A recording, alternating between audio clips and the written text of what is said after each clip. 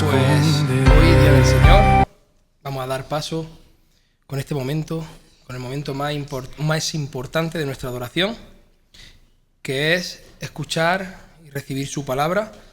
Y bueno, hoy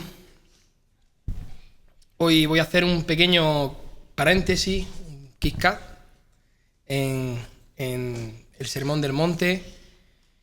Ya terminamos con esa serie de predicaciones sobre el divorcio según Jesús. Y hoy he visto conveniente, porque bueno, creo que pues hace mucho tiempo, ¿no? Que no, pues supongo yo que a lo mejor desde que el pastor estuvo predicando positivamente acerca de la carta de los Efesios y demás, bueno, pues porque no se ha tocado el tema de lo que es pues ser uno en Cristo, ¿no? De lo que es ser lo que somos como iglesia. Y he titulado al sermón de hoy: un cuerpo, un corazón, llamados a ser uno en Cristo. Y eso es lo que vamos a estar hoy estudiando, meditando, reflexionando. Y para ello he tomado el texto de 1 Corintios, capítulo 12, del versículo 12 al 27. Así que si me acompañan ahí para dar comienzo con la lectura de hoy. 1 Corintios 12, del versículo 12 al 27.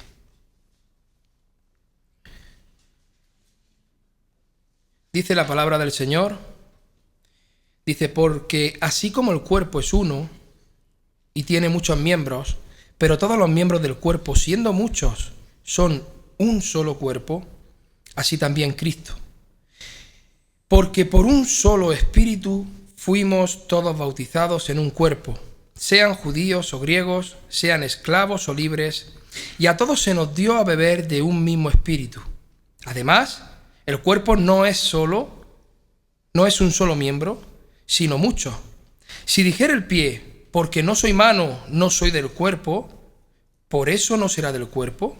Y si dijera la oreja: porque no soy ojo, no soy del cuerpo, ¿por eso no será del cuerpo? Si todo el cuerpo fuese ojo, ¿dónde estaría el oído? Si todo fuese oído, ¿dónde estaría el olfato? Mas ahora Dios ha colocado los miembros, cada uno de ellos, en el cuerpo como Él quiso. Porque si todos fueran un solo miembro, ¿dónde estaría el cuerpo? Pero ahora son muchos los miembros, pero el cuerpo es uno solo. Ni el ojo puede decir a la mano: no te necesito, ni tampoco la cabeza a los pies: no tengo necesidad de vosotros. Antes bien, los miembros del cuerpo que parecen más débiles son los más necesarios. Y a aquellos del cuerpo que nos parecen menos dignos, a estos vestimos más dignamente. Y los que en nosotros son menos decorosos, se tratan con más decoro. Porque los que en nosotros son más decorosos no tienen necesidad.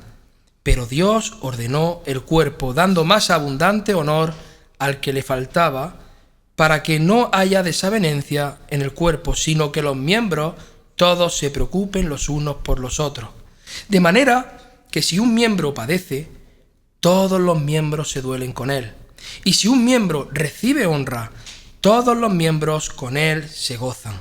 Vosotros, pues, sois el cuerpo de Cristo y miembros cada uno en particular. Amén. Vamos a orar. Bien, mis hermanos, pues uno de los mayores desafíos que enfrentamos hoy en nuestra relación con la Iglesia es que vivimos en una época que es profundamente individualista. Y de la misma manera que vemos en la sociedad, ¿no? Esta es una generación que ha aprendido a consumir más que a comprometerse. Nos cuesta pensar en comunidad, mi hermano, y aún más, comprometernos a largo plazo con algo o con alguien. Queremos, hermanos, recompensas sin responsabilidad, beneficios sin entrega. Y cuando una iglesia deja de encajar con nuestras preferencias personales, simplemente tomamos nuestras cosas y nos vamos a otra congregación. Así de fácil. Así hacen muchos hermanos, en muchos lugares, en muchas iglesias. Pero en el mensaje de esta tarde yo quiero, hermanos, que veamos algo transformador, que creo que es importante, y por eso quería hacer este paréntesis, porque yo creo que es importante que nos vayamos recordando unos a otros de vez en cuando qué somos, porque somos el cuerpo de Cristo, hermano. Este es el tema central que yo quiero tratar hoy. Todo verdadero cristiano, y con eso yo me estoy refiriendo a quien de verdad ha nacido de nuevo. Alguien que a partir de esta nueva vida estará con Cristo en gloria. Alguien que la obra de redención ha venido a su vida. Todo verdadero cristiano forma parte del cuerpo de Cristo desde el momento mismo en que nace espiritualmente. Y ese es el único tema en el que me voy a centrar hoy. Todo verdadero cristiano forma parte del cuerpo de Cristo desde el momento en que nace espiritualmente, desde el mismo momento en que nace espiritualmente. Sin embargo, mis hermanos, esa realidad espiritual invisible debe reflejarse en algo visible. Y no es otra cosa que un compromiso, hermanos, real y palpable con una iglesia local. No basta con decir que yo soy cristiano, yo soy de Cristo, yo pertenezco a Cristo. No, eso debe verse en cómo vivimos y en quién caminamos. Miren, vayan conmigo ahí a 1 Corintios, capítulo 12, versículos 12 y 13. 1 Corintios 12, 12 y 13. Pablo ahí escribe y dice: porque así como el cuerpo es uno y tiene muchos miembros, pero todos los miembros del cuerpo, siendo muchos, son un solo cuerpo, así también Cristo.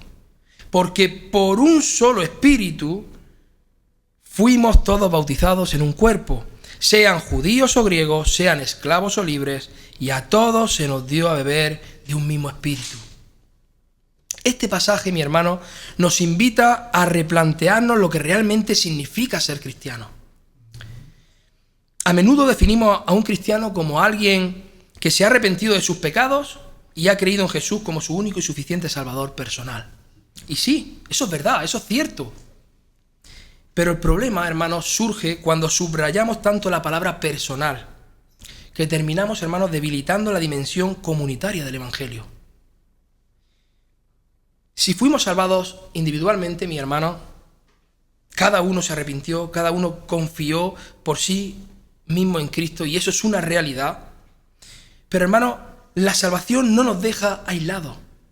La salvación no nos deja en nuestra burbuja, en nuestra pompa, en nuestra habitación encerrados, no. Desde el primer instante en que nosotros nacemos de nuevo, fuimos incorporados a una realidad aún mayor. Y esa realidad es el cuerpo de Cristo. Hemos sido injertados, hemos sido incorporados al cuerpo de Cristo. No somos piezas sueltas, no somos miembros que van por ahí solos, no. Somos miembros de algo vivo, de un organismo vivo. Y eso no se limita a esta congregación nada más, ni siquiera a esta ciudad o a este país. Nos referimos a la iglesia con mayúscula, a la iglesia universal. Hombres y mujeres de toda época, de toda cultura, de toda lengua, que han sido salvados por gracia mediante la fe. Y hay algo muy poderoso en el lenguaje que utiliza Pablo. Fíjense ahí de nuevo en el versículo 12.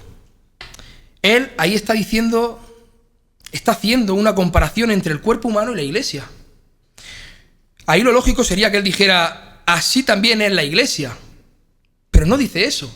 Él dice: así también Cristo. Y voy a hacer una pausa aquí para hacer una pregunta muy sencilla. ¿Cuántos cuerpos tiene Cristo? ¿Cuántos cuerpos tiene Cristo? Sabemos que cuando el Hijo de Dios se encarnó, Él tomó un cuerpo físico. Y sabemos también que ahora, glorificado, ese cuerpo resucitado permanece. Ese cuerpo está a la diestra del Padre, ahí intercediendo por cada uno de nosotros. Pero lo que a veces olvidamos, mi hermano, es que Cristo también tiene un cuerpo en la tierra hoy. Un solo cuerpo. ¿Y cuál es ese cuerpo? Su iglesia. Su iglesia, hermano. Y esto es importante. Pablo no está diciendo que la iglesia se parece a un cuerpo. No. Él no está haciendo ahí una metáfora. No. Él está haciendo una declaración de identidad. La iglesia no es como un cuerpo. La iglesia es el cuerpo de Cristo. La iglesia es el cuerpo de Cristo. Y por eso cuando tú te alejas de la iglesia, mi hermano, mi hermana, cuando te alejas de la iglesia, cuando te estás alejando del cuerpo de Cristo, cuando dices no necesito congregarme, estás negando con tu práctica lo que Cristo declaró con su preciosa sangre. Él no solo te salvó del infierno, Él te unió a su cuerpo, Él te injertó a su cuerpo, ahora formas parte de ese cuerpo. El versículo 13 dice, porque por un solo cuerpo, por un solo espíritu, fuimos todos bautizados en un cuerpo, y a todos se nos dio a beber de un mismo espíritu. Ese bautizados en un cuerpo, mis hermanos, significa que fuimos sumergidos, inmersos, hechos parte inseparable de ese cuerpo por el Espíritu Santo. Inseparable. Y ahí el pasivo, en la última parte que dice, se nos dio a beber, indica que fue un don, que fue un regalo divino, un regalo que vino de parte de Dios a nosotros. Nadie se incorpora por mérito propio, sino por gracia. Hermanos, la iglesia no es un club al que tú puedas unirte a ti cuando te dé la gana, cuando te apetece. No. Es el cuerpo vivo del Señor Jesucristo. Eso es la iglesia. El cuerpo vivo del Señor Jesucristo. Y si tú eres suyo, si tú perteneces a ese cuerpo, entonces tú no eres un solo espectador. Esto no es un club que puedas ir cuando a ti te apetezca y cuando no, pues no voy. No como espectador, sino como un miembro vital. Tú eres necesario, con una función que nadie más puede cumplir en ese cuerpo, porque tú formas parte de ese cuerpo, hermano. ¿Alguna vez te has detenido a pensar en lo que realmente representa el bautismo en la agua? ¿Alguna vez realmente habéis parado a pensar lo que eso representa, lo que eso significa? Cuando una persona desciende a las aguas, no es simplemente un acto que es ceremonial, no es una celebración que hacemos y ya, no. Está proclamando una realidad espiritual. Ahí, el que se está sumergiendo en el agua se está proclamando una realidad espiritual, que ha muerto con Cristo, que ha sido sepultado con Él y que ha resucitado a una nueva vida por medio del poder de Dios. El agua no nos salva, pero sí testifica de una transformación profunda, de una transformación que ha habido en nuestra alma, en nuestro corazón, que el Espíritu Santo ha hecho en nuestra vida. Estamos testificando eso. Por eso nosotros nos bautizamos infantes, como decía el otro día.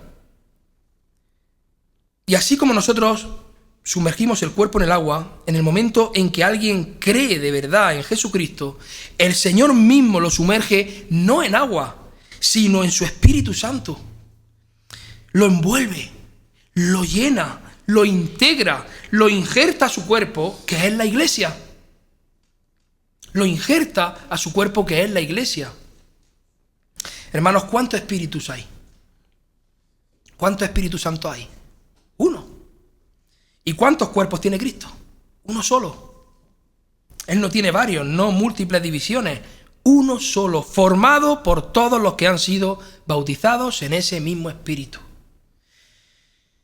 Y por eso si tú has creído, entonces espiritualmente tú estás unido a Cristo. Pero es que no estás solamente unido a Él. Estás unido también a todos los que como tú han sido sumergidos en ese mismo Espíritu. No es un vínculo simbólico, es algo real, es vital. Estás unido no solo a Cristo, sino a todos aquellos que, de la misma manera que tú, han sido unidos a ese cuerpo. Pablo lo expresa de forma clara ahí en Romanos 12:5. Dice así, Romanos 12:5. Así nosotros, siendo muchos, somos un cuerpo en Cristo, y todos miembros los unos de los otros. ¿Ven ahí? no dice solamente que somos miembros de Cristo, no, sino que somos miembros unos de otros. Y esa verdad, mi hermano, esa verdad debe hacernos repensarnos profundamente qué significa ser cristiano. Esa verdad debe hacernos repensar qué es lo que es ser cristiano. No podemos reducir nuestra fe a una experiencia privada, a una experiencia personal, aislada, ahí en nuestra pompa, no. No fuimos rescatados del pecado para caminar solos, mi hermano. Si estamos en Cristo, estamos en su cuerpo, pertenecemos a su cuerpo, y si estamos en su cuerpo, estamos ligados de manera inseparable a otros creyentes que también han sido bautizados en ese mismo Espíritu. Ahora bien, hasta aquí muchos pueden decir amén, gloria a Dios. Muchos no tienen problema en afirmar que son parte de esa iglesia universal de Cristo. Esa gran asamblea de santos de todos los tiempos y de todo lugar, de toda época. Ahí la mayoría no tiene problema en decir amén, gloria a Dios, yo pertenezco a esa iglesia. Pero ahora viene un segundo punto. Y es quizás mucho más incómodo para algunos. Esa realidad espiritual invisible, hermano, debe tomar forma visible y concreta dentro de una iglesia local.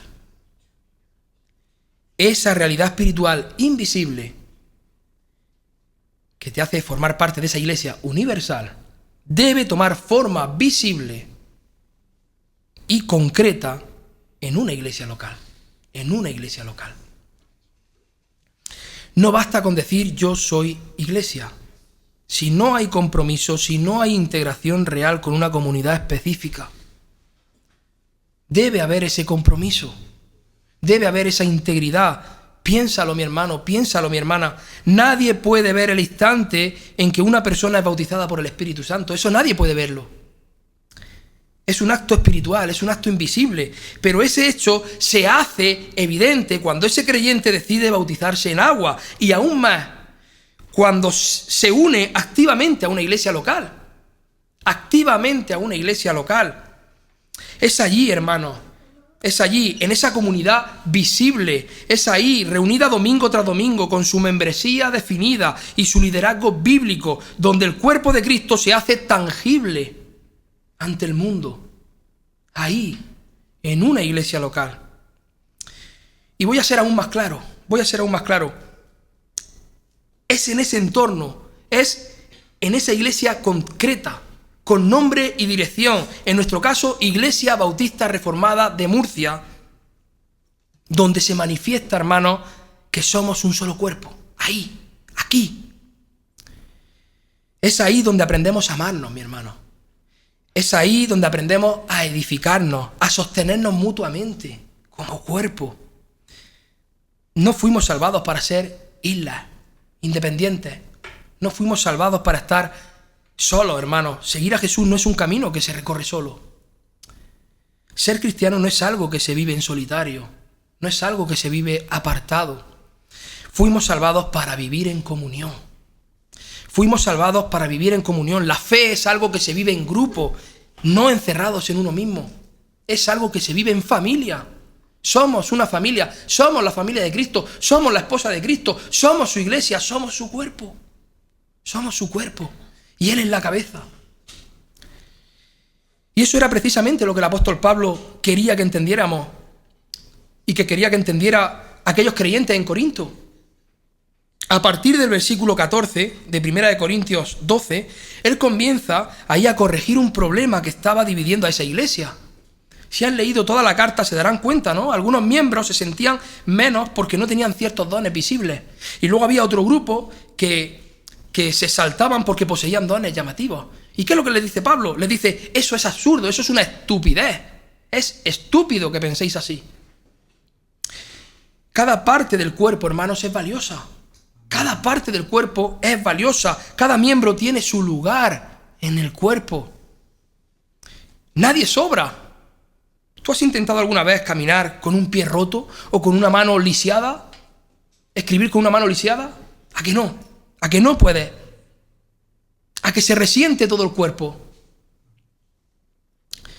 Hermano, basta con que una parte pequeña del cuerpo sufra para que todo el cuerpo lo sienta, para que todo el cuerpo sufra con esa pequeña parte.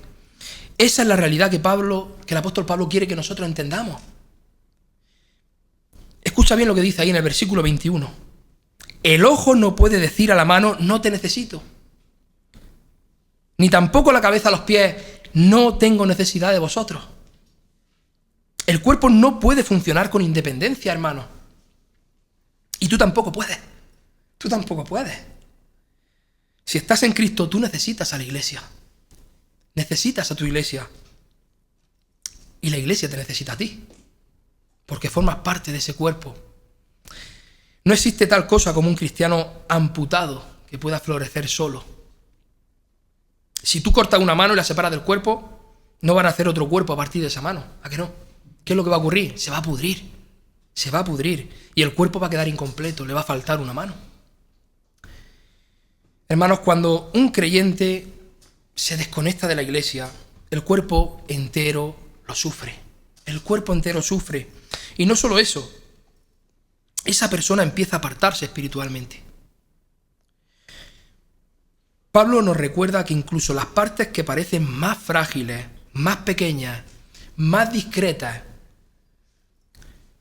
son las más necesarias. Dios lo diseñó así a propósito, no son casualidades. ¿Y para qué? Para que no haya división en el cuerpo, sino que haya unidad, que haya amor, que haya un cuidado mutuo. Ahora quiero que pensemos en algo que tal vez nunca has considerado con atención. Me tienes que cantar menos.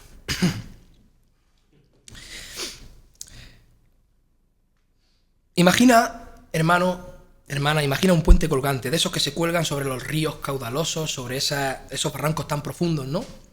Por ejemplo, el famoso Golden Gate, ese de California. Imaginaros ese puente. Es Golden Gate, ¿verdad? Sí.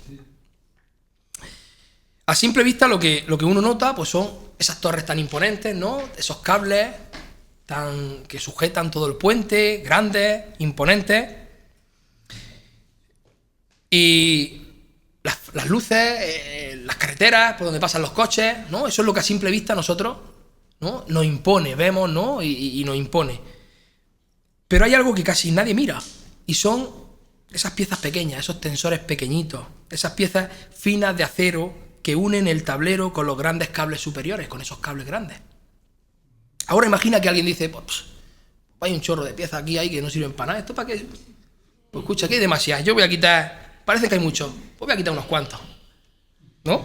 De total nadie lo va a notar, hay tantos tensores, tantas historias que nadie lo va a notar, estas piececitas pequeñas que yo quité aquí. ¿Qué creéis que pasará, mi hermano? ¿Qué creéis que pasará? A lo mejor al principio nada, a lo mejor al principio parece como que no ha pasado nada, pero poco a poco, el peso del puente va a empezar a hacer que eso se desequilibre.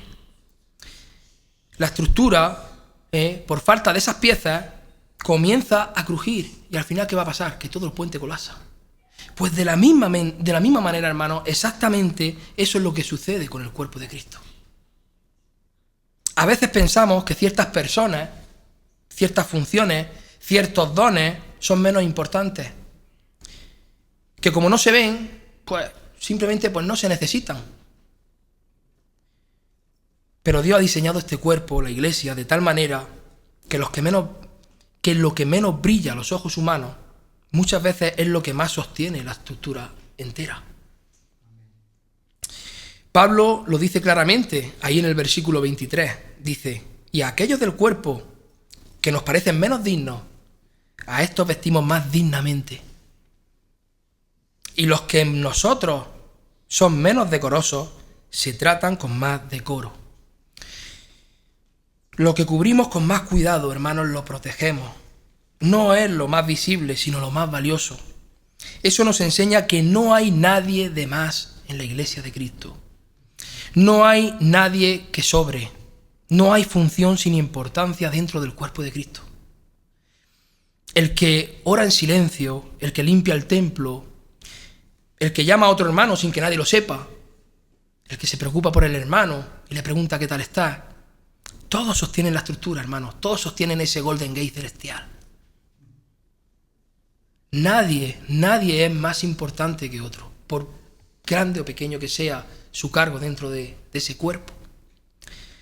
Y continúa ahí Pablo en el versículo 24 y 25 y dice: porque los que en nosotros son más decorosos no tienen necesidad, pero Dios ordenó el cuerpo dando más abundante honor al que le faltaba, para que no haya desavenencia en el cuerpo, sino que los miembros todos se preocupen los unos por los otros. Qué diseño tan hermoso, hermano. Qué diseño tan precioso, tan hermoso, tan lindo, Dios ha equilibrado su iglesia con una sabiduría celestial. No para que nosotros andemos compitiendo, peleando, no para que andemos comparándonos el uno con el otro, sino para que nos cuidemos unos a otros, para que nos sirvamos con amor unos a otros, para que seamos uno solo, un cuerpo. Mi hermano, hay una idea muy común, pero que también es una idea muy peligrosa y que ronda muchas mentes, y es pensar que la iglesia son sus líderes. Algunos incluso hablan de jerarquías dentro de la iglesia, como si la iglesia fuera una estructura piramidal, donde unos pocos están arriba y los demás pues simplemente están en un segundo plano, ¿no? Observan. Pero no, mi hermano, aquí no hay jerarquía. Aquí, en la iglesia de Cristo, no hay jerarquía. Cristo es la cabeza de su iglesia, no el hombre. Y esa es la única jerarquía. Él es soberano y Él está por encima de todo. Ahora bien, esta visión distorsionada no siempre, hermanos, se expresa con palabras. No todos dirán abiertamente que la iglesia son los pastores, diáconos, predicadores, todos aquellos que quizás se ven mal, ¿no? Pero en la práctica, en la manera en que reaccionamos, en cómo asumimos responsabilidades, se nota que esta confusión está presente en las iglesias. Si nosotros, hermanos, hoy mismo hiciéramos una encuesta en cualquier iglesia, en cualquier lugar, y dijéramos, ¿crees que la iglesia son sus líderes? Probablemente la mayoría respondería que no. Pero debemos observar nuestras actitudes. Cuando un hermano comienza a alejarse, mi hermano, cuando su andar ya no es conforme al Evangelio, ¿quiénes asumimos que deben intervenir?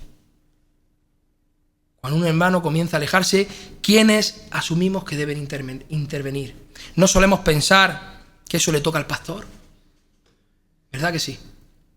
Y si ese hermano tristemente termina apartándose, ¿cuántos de nosotros sentimos el peso de esa pérdida?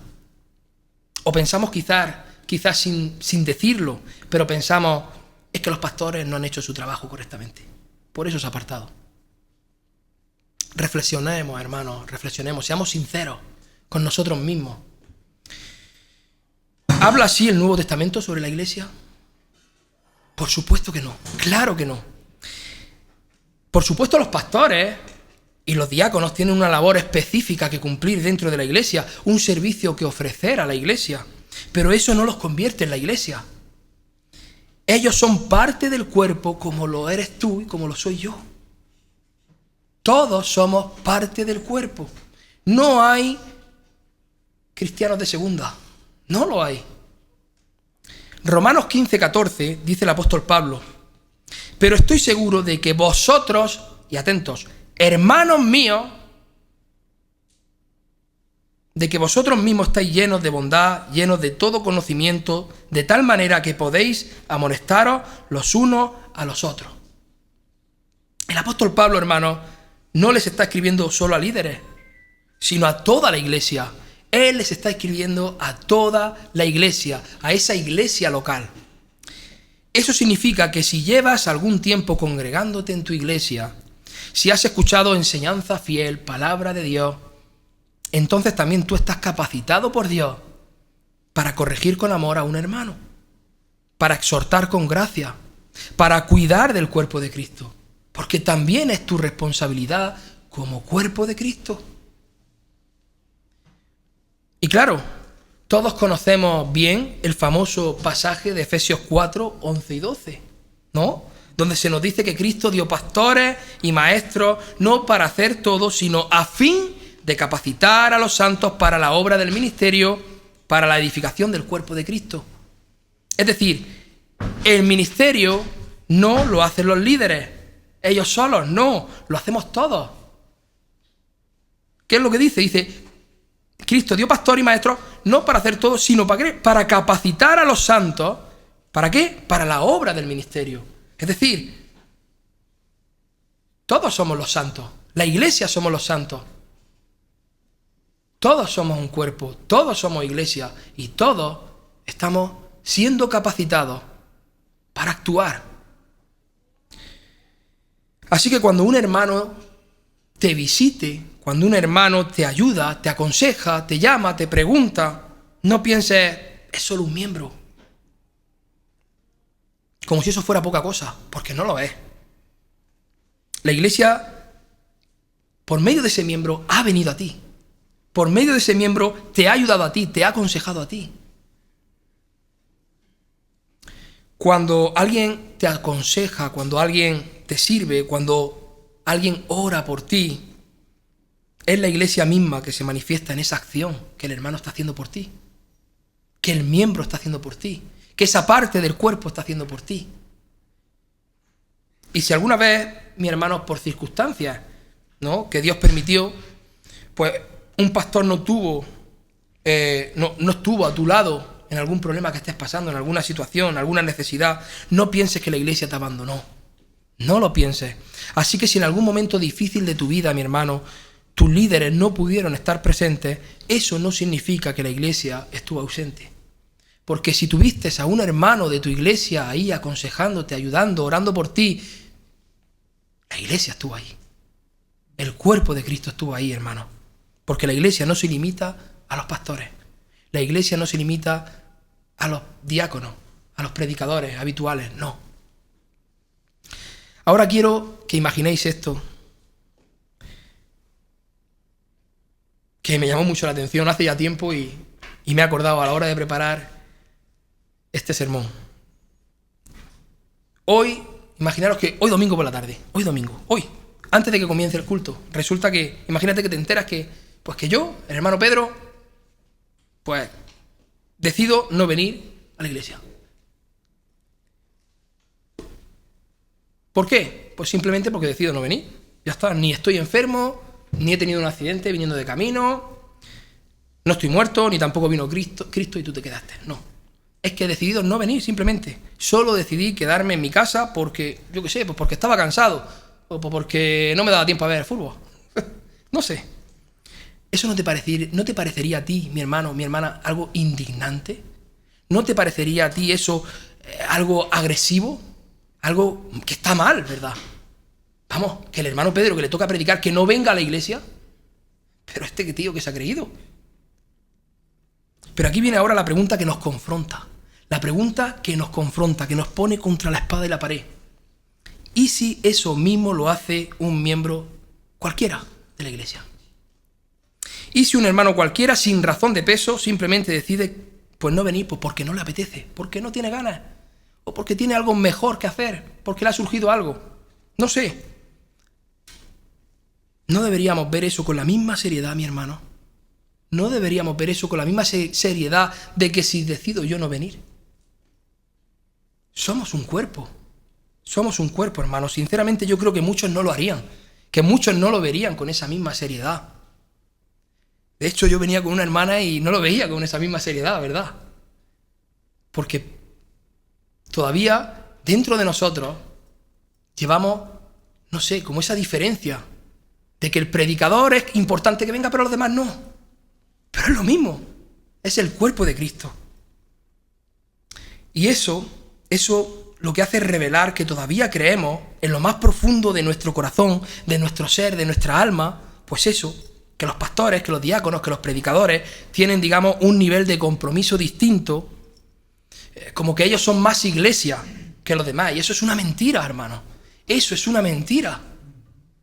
Iglesia somos todos, el cuerpo somos todos. Hermano, eso no es lo que enseña la Escritura. Yo, como predicador habitual, tengo una función particular, sí, eso es verdad, pero no soy más miembro del cuerpo que tú. No soy más. Cada uno de nosotros, redimidos por Cristo, tenemos la misma dignidad, tenemos la misma responsabilidad de congregarnos, tenemos la misma responsabilidad de edificarnos mutuamente, de servir y de ser servidos. Igual. La misma dedicación que tú esperas de mí al pasar aquí delante a predicar es la misma que Dios espera de ti al venir dispuesto a oír la palabra y a aplicarla a tu vida. La misma. El cuerpo no puede funcionar sin oído, sin manos, sin pies. No hay miembros de segunda clase, como he dicho antes. No hay miembros que valgan menos. Somos todos importantes porque todos pertenecemos a un mismo cuerpo. Cuando dejamos que ideas equivocadas, hermanos, entren en nuestro corazón, la visión de la iglesia es distorsionada. Pensamos que la iglesia es un edificio, 4 paredes con 4 columnas. O que solo aquellos que se ponen al frente a predicar son la iglesia. Pero la iglesia, hermanos míos, somos todos nosotros. La iglesia somos todos, el pueblo redimido por Cristo. Tú has sido redimido. Pues tú eres iglesia. Tú formas parte del cuerpo, unidos como un solo cuerpo, bajo un solo Señor. Y hermano, si este mensaje a ti no te mueve, ya sea a abrazarlo o sea a rechazarlo, yo no estoy haciendo mi trabajo como predicador hoy. Esto no es solo una doctrina, hermano. Esto es vida. Esto es vida cristiana. Esto es la vida cristiana. Es la manera en que entendemos quiénes somos en Cristo, hermano, y cómo debemos vivir como cuerpo suyo que somos. Porque cuando un miembro sufre, dice Pablo, no es solo que lo sentimos, es que sufrimos con él. Sufrimos con él. Y cuando un miembro es honrado, todos nos alegramos, nos gozamos con él, dice el versículo 26. De manera que si un miembro padece, todos los miembros se duelen con él. Y si un miembro recibe honra, todos los miembros con él se gozan. No dice que sufrimos por él, ojo. Tampoco dice nos alegramos por él. Dice con él, con él. Esto solo puede vivirse, hermanos, en comunidad, con él. No dice sufrimos por él, nos alegramos por él, con él, en comunidad, mi hermano, en cercanía. No se puede vivir esto a la distancia, no se puede vivir esto en tu sofá de tu casa, en tu cuarto, no. No se puede vivir con relaciones superficiales, con relaciones esporádicas. Esto se vive en comunidad, en familia.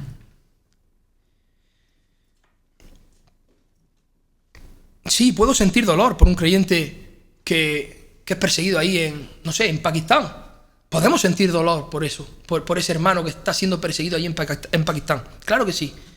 Y podemos orar por él, podemos estar intercediendo por él en oración. Pero no podemos sufrir con él como lo hago con el hermano que tengo al lado.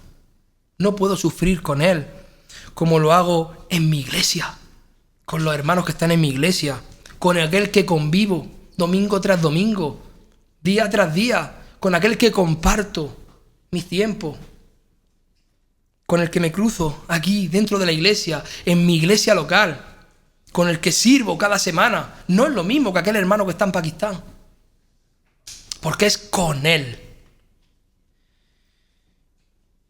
Recordemos que Pablo no está escribiendo esta carta a toda la humanidad. Esta carta Pablo no la escribe a toda la humanidad, no. Está hablando a la iglesia local de Corinto.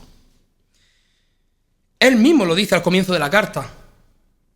Dice en 1 Corintios, por ejemplo, y lo reafirma ahí en el capítulo anterior, en el capítulo 11, 1 Corintios 11, 17, dice: pero al anunciaros esto que sigue, no os alabo, porque no os congregáis para lo mejor, sino para lo peor. Él se refiere a la asamblea local, a esa comunidad de creyentes que se reúne regularmente. ¿Lo ven? La iglesia es cuerpo cuando se reúne como cuerpo.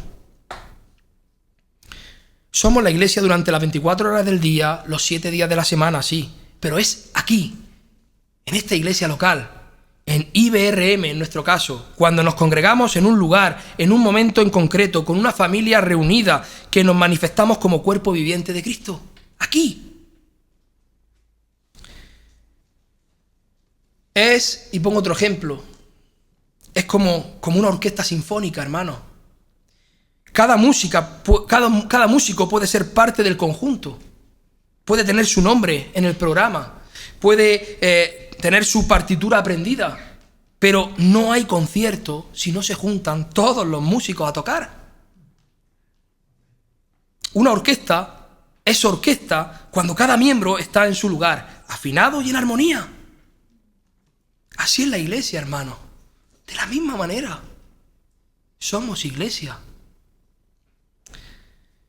Tú puedes ser parte, pero necesitas estar presente para que la música se escuche. Si tú no estás presente, falta un miembro en esa orquesta. Y no me digas que estuviste en espíritu, como muchos dicen, ¿no? Ese domingo que faltaste, porque aquí no somos espiritistas. El cuerpo necesita a sus miembros que estén presentes, que estén aquí, que estén visibles, que estén comprometidos, que sean tangibles. No necesitamos fantasmas. Necesitamos miembros presentes. Y es justamente, hermanos, en esa comunidad reunida donde se vive el amor que Pablo nos describe en el siguiente capítulo, en el tan conocido 1 Corintios 13, ¿recuerdan? El amor es paciente, es benigno, no se irrita, no guarda rencor, todo lo soporta. ¿Dónde se prueba eso? ¿Dónde se prueba eso? ¿Con los cristianos del otro lado del planeta? No. Con el hermano que está sentado a tu lado, mi hermano. Con el hermano ese que tuviste un malentendido la semana pasada. Con aquel hermano que quizás te parece un poco pesado. Con aquel hermano que no estás siempre de acuerdo. Pero es ahí donde se prueba el amor. Ahí, en tu iglesia local. Ahí es donde se ejercita el amor cristiano. Ahí es donde se practica el amor cristiano. Ahí, hermano, en la cercanía, en la fricción, en la convivencia, en la unión. Es ahí, en tu iglesia local. Proverbios 27, 17. Hierro con hierro se aguza, y así el hombre aguza el rostro de su amigo. Así como el hierro afila al hierro, hermano, los hermanos en Cristo se edifican. Los hermanos en Cristo se corrigen, se exhortan y animan bajo la guía del Espíritu Santo y bajo la autoridad de la palabra de Dios. Y esto forma parte del proceso de santificación, mi hermano. Esto forma parte del proceso de santificación, que es obra de Dios, por supuesto, pero que también ocurre dentro del cuerpo de Cristo, que es la iglesia. Es muy revelador que no sé cuántas veces, pero 100 y pico veces, aparece la palabra iglesia en el Nuevo Testamento y en unas 90 de ellas, creo, se refiere a la iglesia local. De esas 110 creo que eran, o así, dependiendo de las traducciones. 90 veces se está refiriendo a una iglesia local. Y eso no es un accidente, eso no es casualidad. El énfasis bíblico no está en una iglesia mística o una iglesia etérea que nadie puede ver, que nadie puede palpar. El enfoque del Nuevo Testamento, hermano, está en comunidades que son reales, con rostros reales, con líderes, reuniones, exhortaciones y afectos verdaderos, con coinonía. Ahí, hermanos, es donde el cuerpo de Cristo cobra vida. Ahí es donde Cristo se ve. Ahí es donde Cristo se ve. Hermano, si tú eres creyente, entonces tú tienes dones. Si tú has nacido de nuevo, tú tienes dones. Y quizás aún no los has identificado, aún no lo sabes. Tal vez piensas que eso de los dones es para otros, para los más visibles, para los que están al frente, pero escucha bien. Dios ha dotado, hermanos, Dios ha dotado a cada hijo suyo con capacidades espirituales que tienen un propósito eterno. Dios ha dotado a cada hijo suyo con capacidades espirituales que tienen un propósito eterno. No puedes descubrir tus dones encerrado en tu burbuja, en tu casa, en el sofá de tu casa. o esperando que venga un ángel y te lo susurre al oído, o que Dios te dé un sueño o una visión donde aparezcan dos ángeles con un cartel agarrado ahí entre las nubes y diga, fulanito, tú vas a ser el mensajero a las naciones. No, mi hermano, es sirviendo, es en tu iglesia local, ahí, es poniéndote a disposición, es diciendo, aquí estoy, ¿qué necesita la iglesia? Así. Somos un cuerpo, estamos unidos. Somos inseparables. Si tú eres mano y cortas la mano se pudre. Cuando comienzas a participar, cuando dices sí, aunque no estés seguro, es ahí cuando Dios empieza a mostrarte cómo Él quiere usarte. Es ahí. Porque no se trata de encontrar tu don para luego ver si sirve. Se trata, hermano, de vivir, se trata de servir. Y ahí, en ese camino, en esa vida cristiana, en ese camino sirviendo en la iglesia de Cristo, ahí Dios revela en qué área quiere que tú edifiques a otros. Ahí. Así que no te apartes a buscar tu don para después servir. No. Sirve y Dios te mostrará tu don. Pablo lo dice claramente en 1 Corintios 12:7. Dice, pero a cada uno le es dada la manifestación del Espíritu para provecho. ¿A quién se la da? ¿A quién dice? A cada uno. ¿Para qué? Para beneficio común. ¡Qué maravilla, hermano! Eso significa que tú, sí, tú hermana Milagros, tú hermana Ana, tú hermana Mónica, tú hermano Pepe, tienes algo que aportar al cuerpo de Cristo. Cada uno de nosotros. Imaginaros que el pastor Eduardo, no sé, dijera, bueno, pues, oye, yo sé que tengo el don de predicar, pero la verdad es que no quiero tratar con gente. No me apetece. No quiero lidiar con los conflictos, con las lágrimas, con los problemas. Bastante tengo yo ya con lo que tengo en mi casa como para estar aguantando a esta gente. Mira, me voy a predicar yo solito en el espejo y ala, y chimpum, contento. Me encierro, me preparo mi sermón y me lo predico a mí. ¿Eso te parece lógico, hermano? ¿A que no? No es lógico, por supuesto que no. Porque los dones, hermanos, no fueron dados para el disfrute personal. Los dones no han sido dados para que tú los disfrutes solo, en solitario, en tu casa. No. Los dones fueron dados para edificar a los demás. Para eso fueron dados los dones. Más adelante, en el versículo 11, Pablo afirma, pero todas estas cosas las hace uno y el mismo Espíritu, repartiendo a cada uno en particular como Él quiere. Otra vez, a cada uno y según su voluntad. No se trata de lo que tú quieres hacer, hermano, sino de lo que a Dios le plació darte. Lo que a Dios le ha placido regalarte, no de lo que tú quieras hacer. Y si aún tienes dudas, más adelante el versículo 18 lo deja aún más claro. Dice, mas ahora Dios ha colocado los miembros, cada uno de ellos, en el cuerpo como Él quiso. Tú puedes desear ser otra cosa, tener otro rol, puedes decir yo quiero predicar, pero quizás Dios no te ha llamado a eso. Quizás Dios no te ha llamado a eso. Así que, hermanos, no es suficiente para un cristiano simplemente decir yo soy parte de una iglesia universal. Claro que lo eres desde el momento de tu conversión, desde el momento que el Espíritu Santo hizo esa obra poderosa, sobrenatural sobre tu vida. Claro que lo eres. Pero cada cristiano, cada verdadero creyente debe dar el paso siguiente, y es comprometerse con su iglesia local. Comprometerse con su iglesia local, amar a ese cuerpo y servir con fidelidad. Servir con fidelidad. Mirar lo que dijo Jesús en los evangelios. Solo menciona la palabra iglesia 2 veces. La primera es en Mateo 16:18, cuando le dice a Pedro, sobre esta roca edificaré mi iglesia. ¿A qué se refiere Jesús? ¿A alguna congregación en específico? No. Ahí está hablando de su iglesia universal. Todos los redimidos de todos los tiempos, toda época, de toda lengua. A la iglesia universal.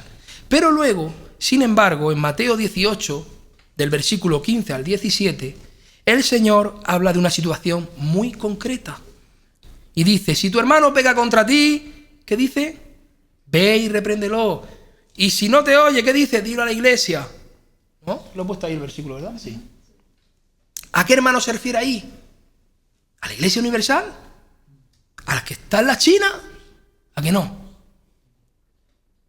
No se refiere a ningún chino de ahí fuera, ni se refiere a tu hermano que tiene al lado tuyo, al hermano de tu iglesia. Se refiere a tu iglesia local, a tu congregación, una comunidad que puede escuchar, una comunidad que puede hablar, intervenir y, si es necesario, tomar medidas disciplinarias. ¿Por qué?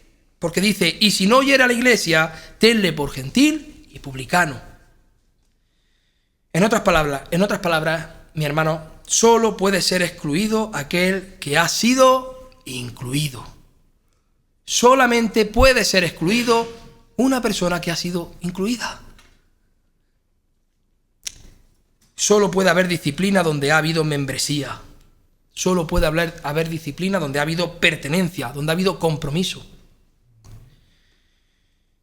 Y esa es la misma lógica que vemos en Hechos 2, después del poderoso sermón de Pedro en Pentecostés.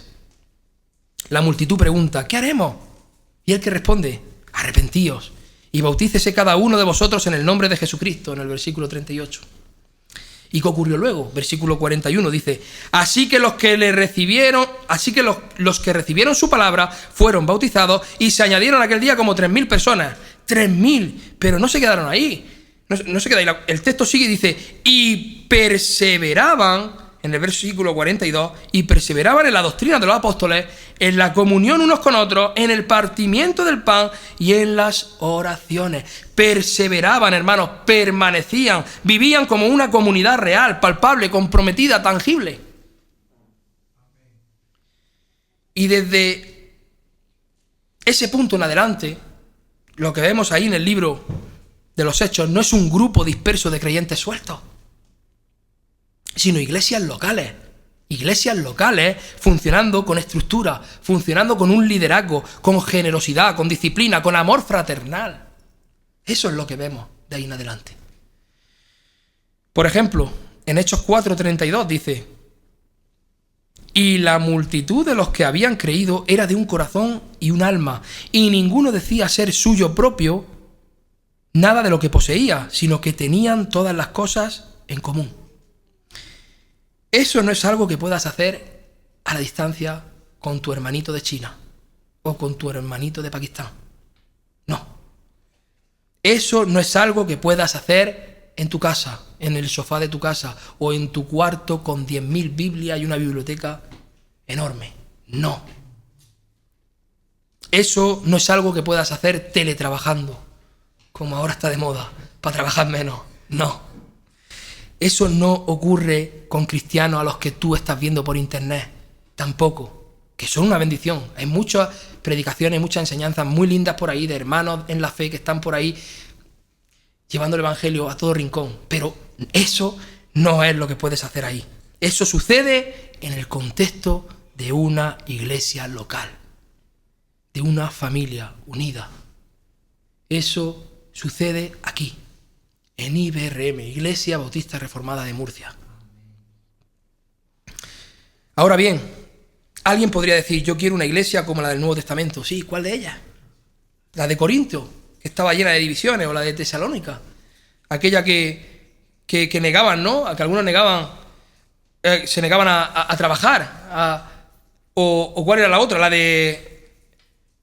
La de Filipo, me parece, ¿no? Donde ahí estaban ahí algunos hermanos que no se aguantaban, que no se soportaban. La verdad es esta, hermanos. Todas las iglesias locales tienen problemas. No hay ninguna iglesia perfecta. Todas tienen problemas, pero aún con sus fallos, aún con esos errores, aún con esas imperfecciones, son el diseño de Dios para formar, moldear y usar a sus hijos. Incluso en Hechos 6:1 vemos que surgió un problema. Y dice, hubo murmuración de los griegos contra los hebreos, de que sus viudas eran desatendidas. ¿Y qué es lo que hizo ahí la iglesia?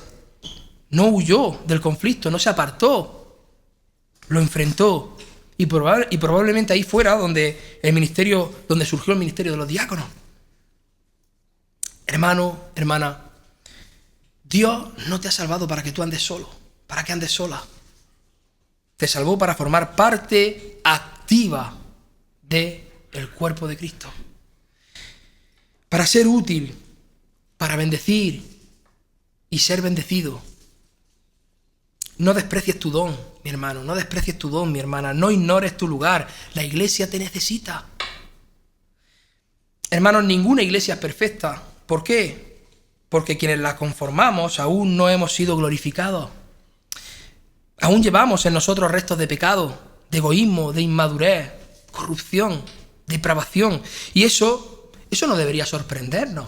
¿Por qué no nos debería sorprender a nosotros? Pues porque tú tampoco eres perfecto.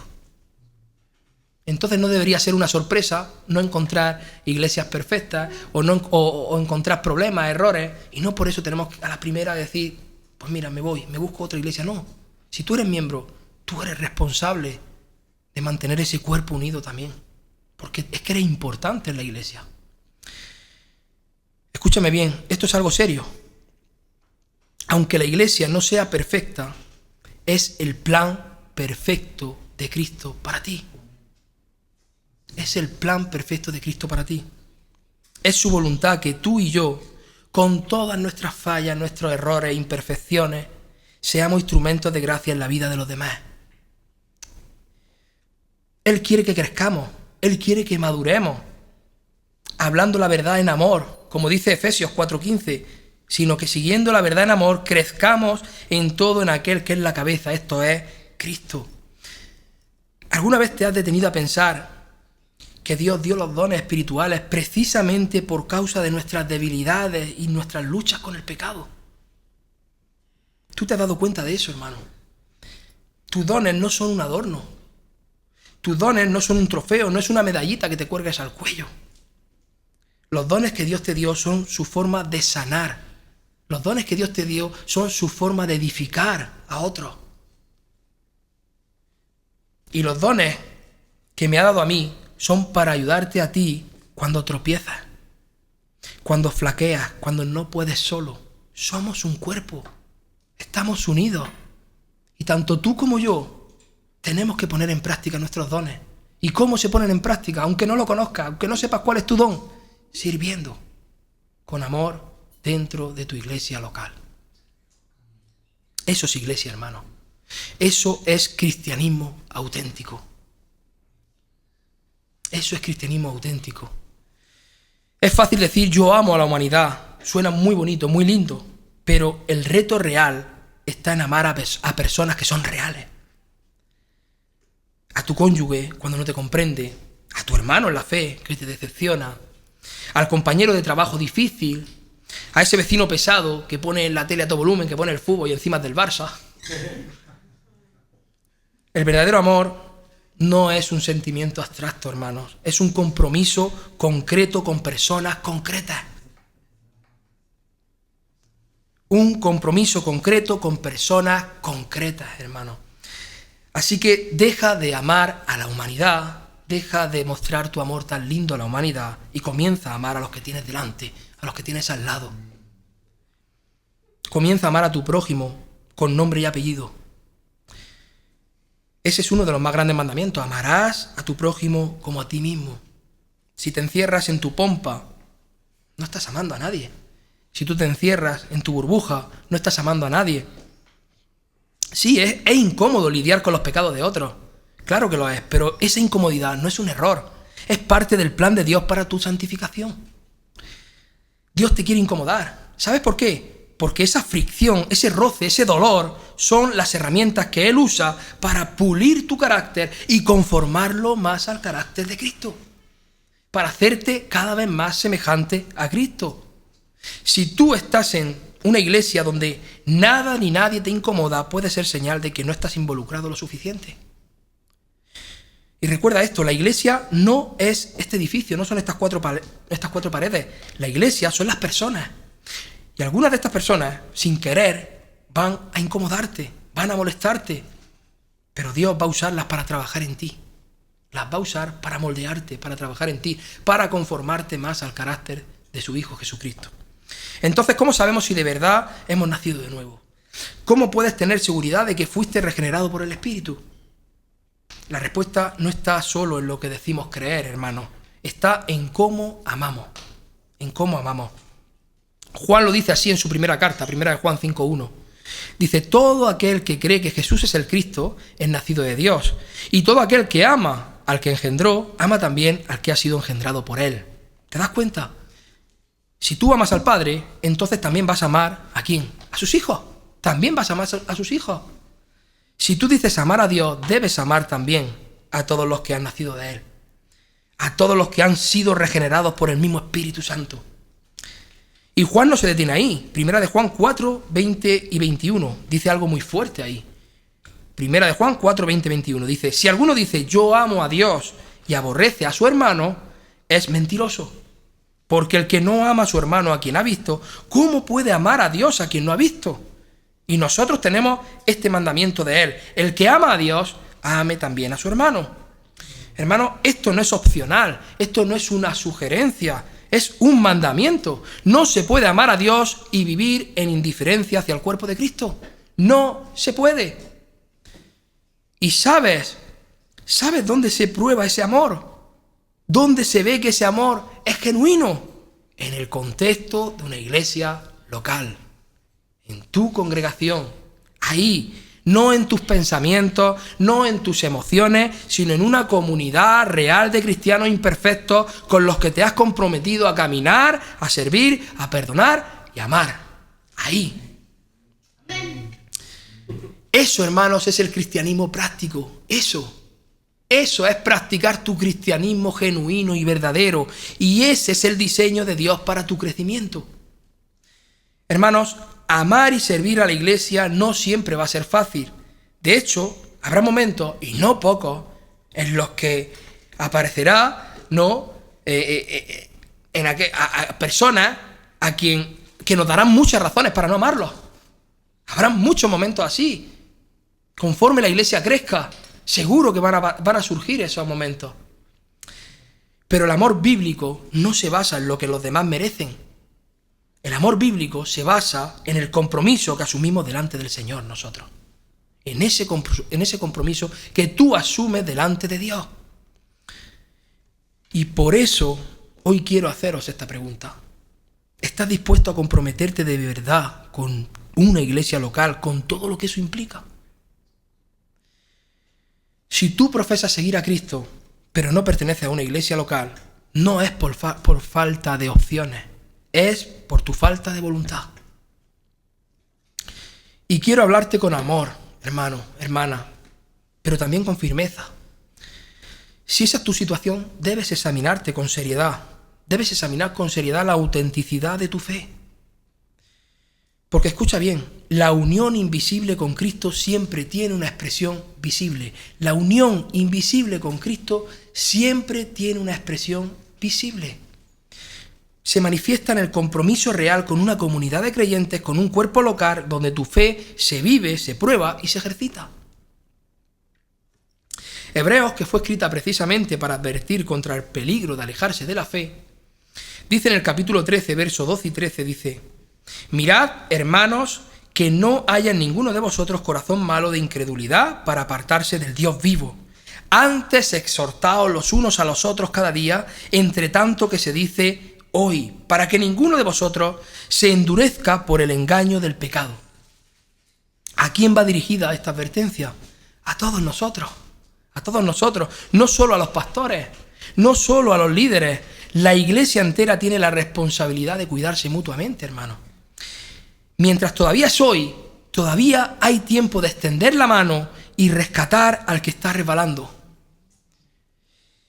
Y el segundo pasaje está en Hebreos 10, 23 al 25. Escúchalo con el corazón, con atención. Dice: mantengamos firme sin fluctuar la profesión de nuestra esperanza, porque fiel es el que prometió. Y considerémonos unos a otros para estimularnos al amor y a las buenas obras, no dejando de congregarnos como algunos tienen por costumbre, sino exhortándonos y tanto más cuanto veis que aquel día se acerca. Hermanos, el que persevera no lo hace solo, lo hace en comunidad. Y el amor genuino no es solo emocional, es un amor activo, es un amor vigilante, es insistente. Hermano, no te sientas pesado por preguntarle a tu hermano qué tal está. No te sientas pesado por llamarlo y decirle necesitas algo, necesitas ayuda. No, no te sientas pesado por eso, porque somos una familia. El día del Señor se acerca, hermano. Y ese día no responderás solamente por tu vida. El Señor también te preguntará, ¿dónde está tu hermano? El Señor también te preguntará, ¿qué es lo que has hecho con los dones que yo te he dado para edificar a mi cuerpo? ¿Qué has hecho con ellos? Hebreos 10:25 dice, no dejando de congregarnos como algunos tienen por costumbre. Y cuando de verdad hay un motivo que te impide estar aquí, en la iglesia, tu corazón lo siente, tu corazón lo sufre. Te duele no poder levantar tu voz junto a tus hermanos, junto a los santos. ¿Quiénes son los santos? Nosotros somos los santos en Cristo. Y te duele, te pesa perderte la predicación de la palabra. Te pesa perderte esa predicación que un siervo de Dios preparó con tanto cuidado durante tantas horas de oración y de estudio. Te duele no poder asistir a escuchar la palabra de Dios, cuando realmente no puedes asistir, cuando hay un motivo real. Y no me quiero poner yo como ejemplo, ni tampoco quiero saltar al pastor, ni a ningún predicador fiel al Evangelio. Pero la preparación de un sermón no es algo que sea tarea fácil. Y los que han preparado sermones lo sabrán, enseñanzas. No es fácil, hermano. Y aquí todos los predicadores de aquí, de IBRM, todos trabajamos, estudiamos, tenemos familia, tenemos hogar, muchas responsabilidades, así como cualquier otro hermano de la iglesia. Y preparar un sermón lleva como mínimo, y yo hablo por mí, pero lleva como mínimo 15 horas. 15 horas. Buscando el rostro de Dios. Desmenuzando la palabra. Clamando que Él hable a su pueblo. Escuchando a otros hermanos también. Leyendo libros. Comentarios de aquí para allá. Todo eso sumado a una vida personal de devocional con Dios. No es tarea fácil. Y luego, después de todo ese esfuerzo, que por una razón trivial, un hermano decide no venir. Un hermano decide no venir. Piénsalo de verdad, mi hermano. Con el corazón en la mano. ¿Qué mensaje estás enviando con tu ausencia? ¿Qué mensaje estás enviando con tu ausencia? Y te pregunto algo más. ¿Te has comprometido realmente con esta iglesia? ¿O sigues manteniendo cierta distancia? ¿Realmente tienes planes de integrarte?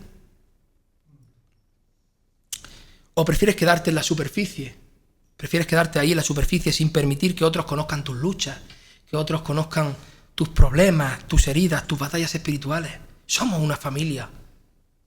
Y es responsabilidad tuya poner a los hermanos en el contexto de tus preocupaciones para que puedan ayudarte. Porque para eso estamos en la iglesia, para edificarnos unos a otros. ¿Sabéis qué dice 1 de Tesalonicenses 5:14? Dice, también os rogamos, hermanos, que amonestéis a los ociosos, que alentéis a los de poco ánimo, que sostengáis a los débiles, que seáis pacientes para con todos. Esto es lo que evidencia que nuestra fe es real, hermano. Esto es lo que muestra si realmente amamos a Jesús. Amamos su cuerpo, amamos su iglesia, amamos su esposa. Porque no se puede amar a Cristo y despreciar a su pueblo. No. No se puede decir que uno siga al Señor y vivir desligado de su cuerpo. No. Todos fuimos bautizados en un mismo espíritu. Todos. Y por eso somos un solo cuerpo. Y esa realidad espiritual se manifiesta de forma concreta en algo muy profundo.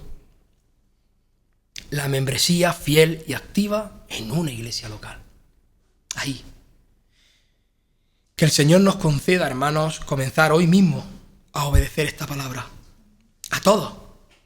Desde el pastor al monaguillo, iba a decir. A todos. A todos. Todavía me vienen láseres del catolicismo. Desde el pastor al último miembro. Que el Señor nos conceda comenzar hoy mismo a obedecer esa palabra. Que no pasen los días, hermanos, sin aplicar lo que Él nos ha mostrado.